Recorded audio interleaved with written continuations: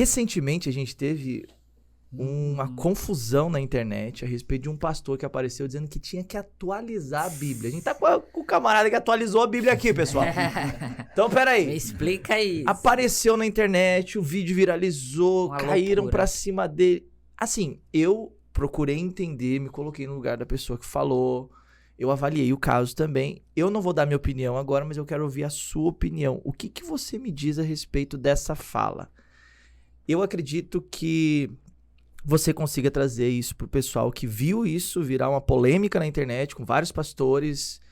O que você diria a respeito dessa fala? Então, a impressão que eu tenho é que a maneira como a coisa foi apresentada, ela não trouxe desdobramentos favoráveis, inclusive nem por parte mesmo, né, de quem falou. E essa discussão não é uma discussão iniciada aqui, isso é uma coisa que existe no âmbito teológico, hermenêutico, tradutológico, né? Então, na minha opinião, houve uma falta de clareza sobre do que é que a gente está falando, né?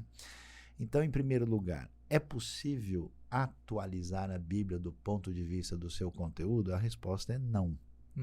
Por que não? Porque a Bíblia, reconhecidamente na comunidade cristã evangélica, ela é palavra de Deus, absolutamente sem erro, totalmente confiável, e ela é autoridade. Então não pode, por exemplo, o Saião e o Douglas resolvem escrever um livro a mais, vamos colocar mais um na Bíblia que está faltando. Inclusive existe um texto bíblico que desaprova esse tipo de coisa, né? Que não poderia tirar uma letra, inclusive. Não pode tirar nada, né? Então o texto está definido, né?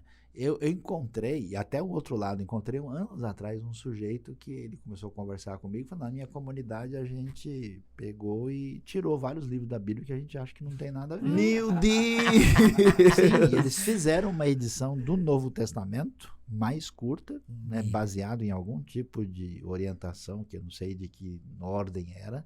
Então ele, vamos dizer, em termos de atualização do conteúdo, tirou aquilo que incomodava e que ele achava que não era pertinente. Então, esses procedimentos, para quem entende o que significa sola escritura, que significa autoridade do texto bíblico, isso não faz sentido e não é algo negociável. Agora, se a pessoa não acredita, se ele tem outro pressuposto, aí é uma outra questão. Agora, o que acontece? A gente atualiza a tradução da Bíblia? Sim, atualiza. Por quê? Porque o português falado no século XIII, no século XVI, muda, né? Inclusive tinha palavras que a gente falava e essas palavras eram inocentes e hoje elas acabam tendo né, sentido negativo, sentido até pejorativo. Então, nesse sentido, você tem, por exemplo, a versão de Almeida revista e atualizada. Então, nesse aspecto, uma atualização exegética, estilística, ela é compatível e é necessário para que a gente comunique para as próximas gerações, né? Aliás, a gente continua falando uma língua chamada latim, né?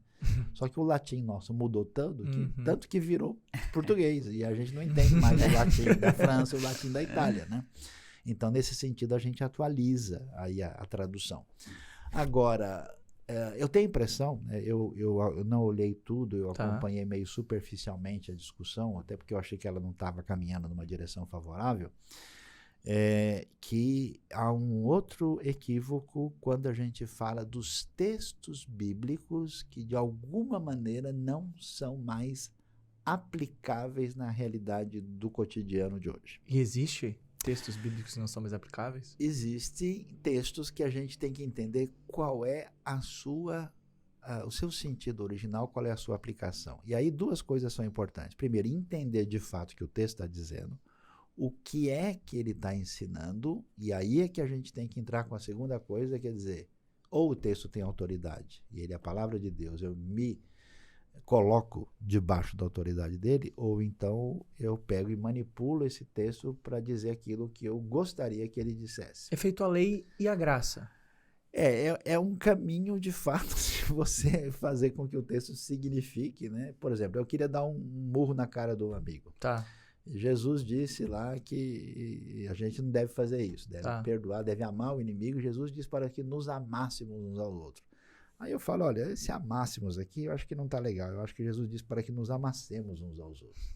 Então eu vou cair na paulada, eu vou tirar esse assento aqui, vou resolver esse negócio agora. Então, a pessoa não pode fazer isso, mudar o ensinamento. O que acontece é que, por exemplo, existe texto na Bíblia que vai falar, por exemplo, que os patriarcas no Antigo Testamento tinham prática de poligamia. Sim. E o texto descreve isso, não diz que isso é um procedimento que deve ser tomado. Quando a gente estuda e lê a Bíblia, e chega mais adiante, a gente percebe que essa prática não está na criação. Deus cria Adão e Eva, não cria Adão e Evas, não cria Eva com vários Adões e nada diferente disso. Então você tem um parâmetro. Então, você não pode pegar aquele texto e simplesmente jogar ele para agora. Tem textos que ordenam que a gente faça sacrifícios e ofertas em Levítico. Mas será que eu devo fazer isso? Se for um churrasco, a gente pode até conversar. Mas o livro de Hebreus depois vai dizer que não é necessário mais. Então tem gente, por exemplo, lendo o Antigo Testamento e fazendo certas interpretações equivocadas, porque o sujeito pega o texto sem entender, traz para cá, e ele tem o quê? Uma falta de compreensão hermenêutica. O Antigo Testamento, inclusive, é usado em várias religiões para sacrifícios de animais. Exatamente. Até crianças em algumas religiões mais... No mundo pagão. No mundo pagão, é.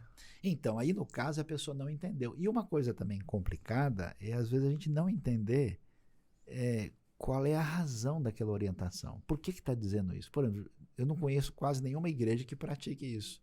Jesus ordenou que nós devemos lavar os pés uns dos outros. Mas por que a gente não lava o pé de todo mundo? Né? Chegamos aqui hoje, ninguém lavou o pé de ninguém. Você quer que eu lave seu pé? Opa, peraí. Dá uma bacia aí. É um desafio muito grande. É uma prova de amor, né? Não, tem uns irmãos que têm a unção do 4 queijos. No pé ainda. No pé, então o negócio é complicado. O que acontece é que lavar o pé é uma maneira normal de receber uma pessoa no Israel antigo. Porque as pessoas andavam descalças ou de sandálias, ele chegava na casa do outro com o pé empoeirado. Era uma questão de higiene, né? O jeito de você oferecer uma cadeira, oferecer um café para a pessoa é lavar o pé. Então isso é um negócio comum. Então, lavar o pé não era mostrar-se hospitaleiro e de maneira a servir. Aí a turma quer atualizar a Bíblia, eu vou chegar na sua igreja, você vai lavar meu pé, viu? Por exemplo, tem coisa que é mal, então, se a tua mão faz pecar, corta. Então. Mas o texto não quer dizer isso literalmente. Sim. Mas como é que você sabe que não quer? Porque os discípulos continuaram com as mãos dele, ninguém cortou.